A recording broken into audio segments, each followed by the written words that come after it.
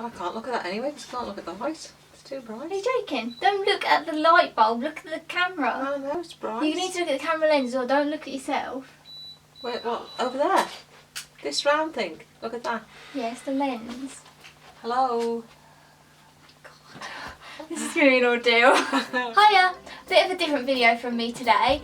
Back on the 12th of March, I've been informed by Luke out of shot, was Mother's Day here in the UK, and I planned to do this video around that time, but then things got in the way, I never got around to doing it, so I decided I need to just do it anyway. So I'm doing the mother-daughter tag with my mother, Leslie. So this is my mum. Say hi, Mum, to YouTube. Hi. Yeah, so today we're going to do the mother-daughter tag. I just looked up a couple of videos on YouTube that were the mother-daughter tag and picked some questions.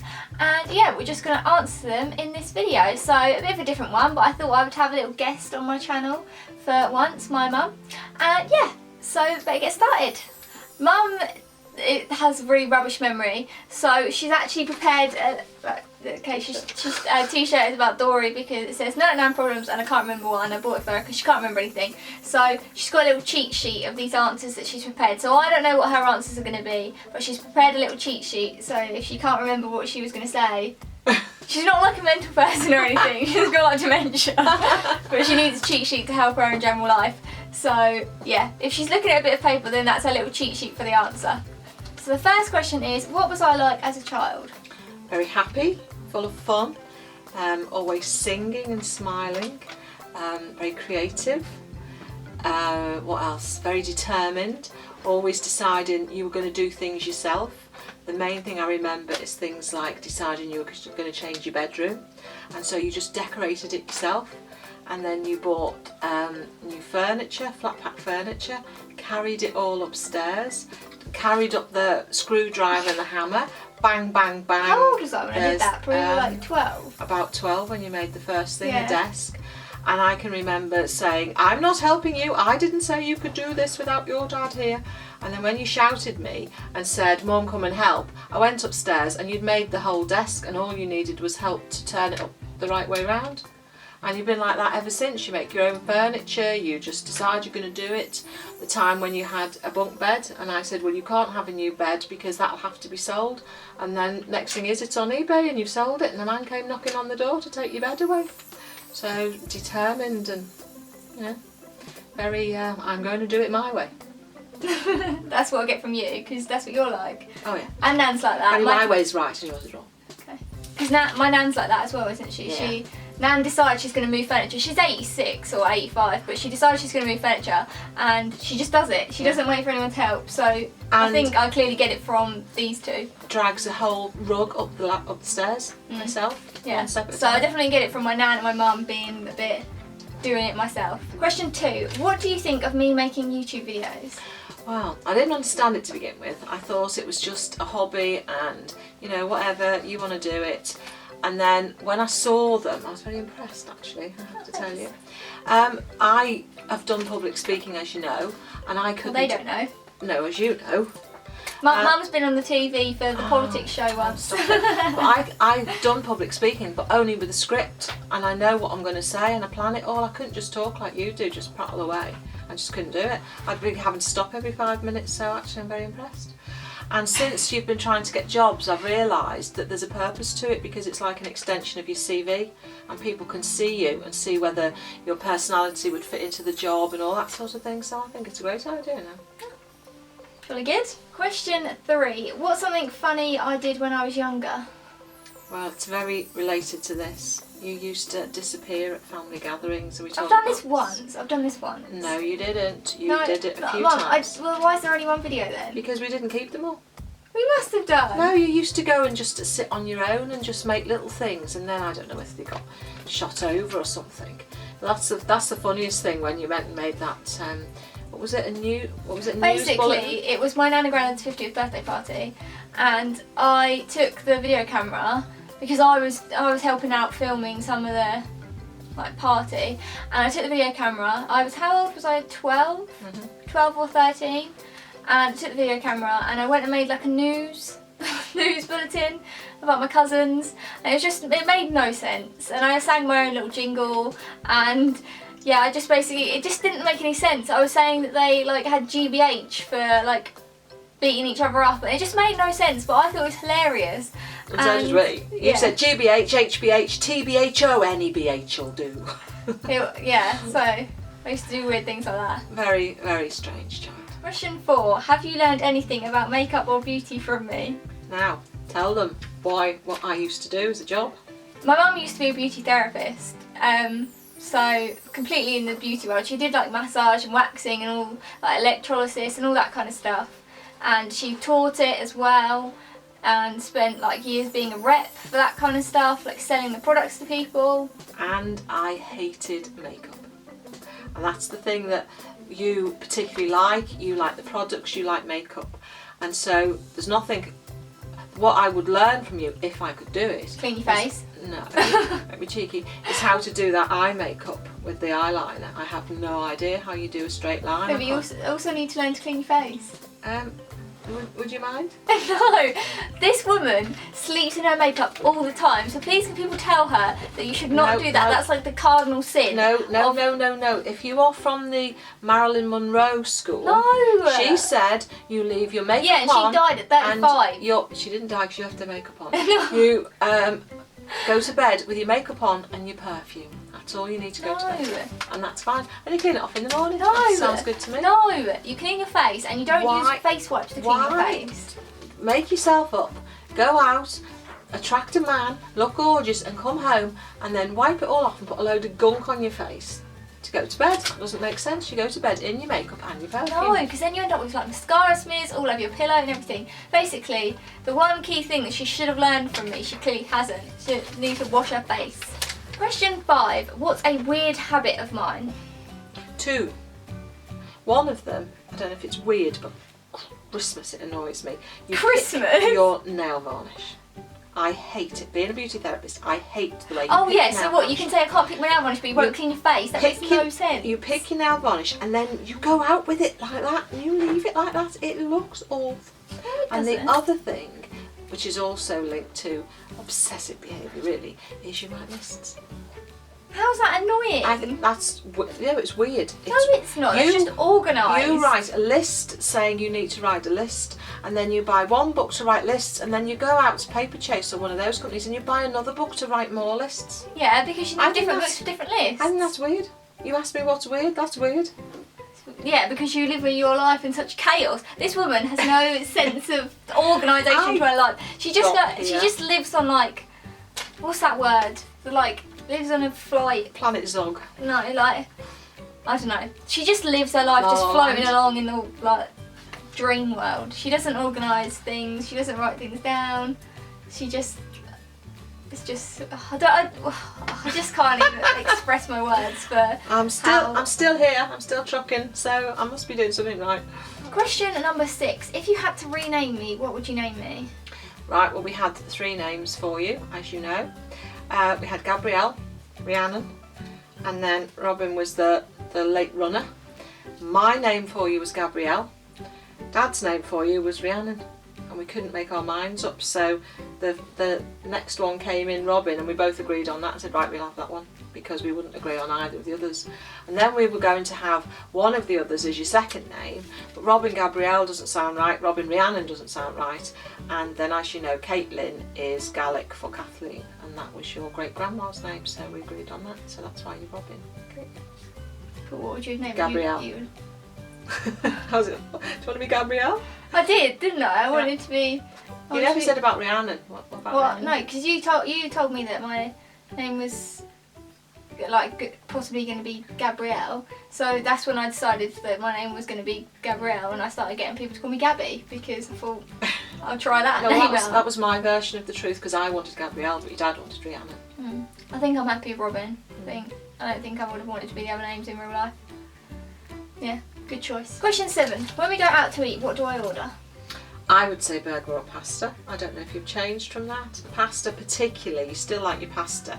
Not so much burgers, you definitely don't like McDonald's and things like that, which is all you used to eat when you were little. I do like McDonald's, I've just tried to stay away from it because I know it's terrible for me. Very, very healthy food-wise. Not in restaurants. No. Not in restaurants. Vegetables? Blimey, we eat a lot of vegetables now.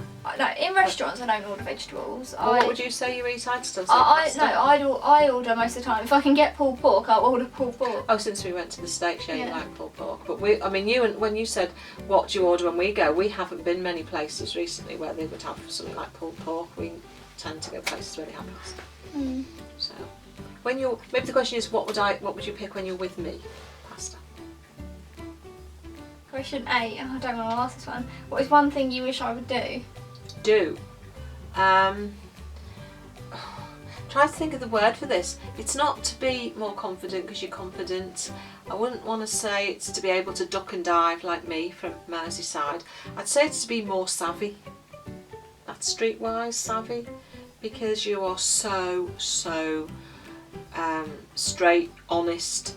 Wouldn't even tell a tiny white lie. See, this is very bad. Look, my mum's encouraging me to be dishonest because that's how she lives her life. It's not dishonest. It's about being savvy. For instance, taking that thing back the other day, I had to take something back with your card and pretend it was your card. You wouldn't do that. No. Because you could not pretend it was your card. I'm useless at lying. I don't lie because I can't lie. I'm terrible at it. And I panic that I'm going to get in trouble. I got in trouble once at school and it was the worst day ever. I was terrified. I had this like 6'4" huge guy for a teacher and I got told off and I was distraught, wasn't I? I don't like doing anything wrong. I can remember you coming home saying, I'm going to be put on detention and that'll be on my record for the rest of my life. Yeah, I don't like being in trouble for anything. I don't like doing anything that's not completely like straight and like with the law. I know at school obviously that's not the law, but I never got in trouble at school because I didn't like doing things wrong. And this one is the type that can just like wheedle her way out of things by being a bit like streetwise and being a bit bullshit. Question number 9. What's something I do that annoys you? When you're tidying up. And tidying up, fantastic, because I'm the most untidy person on the planet. And I drive everybody mad with my untidiness. But when you're tidying, you tidy up your bedroom and you put old paper bags, finished bottles of things outside the bedroom floor and you just leave them there. You don't just tidy your room, that's your rubbish, that needs to go on an onward journey into the bin. And if you're in the kitchen, oh, that packet's empty and it goes on the counter. No, when it doesn't fit in the bin. No, there's loads of things. When it doesn't fit in the bin, that's when it goes And now with this recycling, you've just cooked now. Those 2 plastic things were on the side above the bin and they go in the bag ready for the recycling. They don't just go there. I don't understand I haven't finished. Yeah, but can we also not understand this? You don't clean the dishes properly. There's always food stuck to them still. I'm not doing this anymore. This is get at me. No, because this is defending my life. No, it's not. You don't ask me questions like this then. This is the most untidy woman, and it's extremely frustrating living with her because oh my god, she's extremely untidy. I know. The Black Tornado, my mum used to call me. Great. Question 10. What's something I obsess over? Fine detail. You have always driven me nuts. With homework, with deadlines, with anything that you do. Conversations. The fine detail. Yeah. I don't like when Mum gets details in conversations wrong. I'll interrupt her and say, no, that's not what I said, that's not what happened. You have to have the exact right. A perfectionist. We've had so many times as a little girl where the homework had to just get ripped up and start again because it's not perfect. You've been doing things for a deadline and I've had to say to you, you've got to stop with the detail. You're not going to get a finished product because you're too busy doing the detail. You've always been like that. The detail is everything. Now that's good, but there's also a time frame to do it in, and sometimes you've almost missed the time frame because you're getting the detail right. I haven't though. Question 11. Where would you like to see me in 10 years? Not living here. Tell me about it. If I had to live with you for another 10 years, I think I'd have to run away. I could be untidy then. I would like to say happily married and with a family. Luke's face in the background. That's what you want. I didn't say happily married to him, but that would be nice. And with a good job if that's what you want as well, but family life is paramount, not the job. The job's what you do to be able to have a nice family life, but it's not the be all and end all. Okay. Question 12. When were you most proud of me? I feel like this is going to be a long one. She said that this is hard. This is a bit gushy. It is, because I'm your mum and I'm just proud of you. Thanks. But what can I say? Most people would probably say, oh, when you got your degree, of course I was proud, but it's everything that's led up to getting that. It's, when you went to grammar school, I was proud, and then that time when for your A-level textiles you were doing that dress, and then at the last minute you were really in a state, don't think I can finish it on time, and we just said, right, we put our heads together, I make copious cups of tea to keep you awake and coffee, and you just keep going, and we worked right the way through the night, and I was so proud of you that you just kept going. And that's, if it's anything, it's you never give up. You might have tantrums, God knows you have tantrums, but you never give up, and you always go, no, I'm going to get there in the end, and that's why I'm proud of you, because you get there no matter what.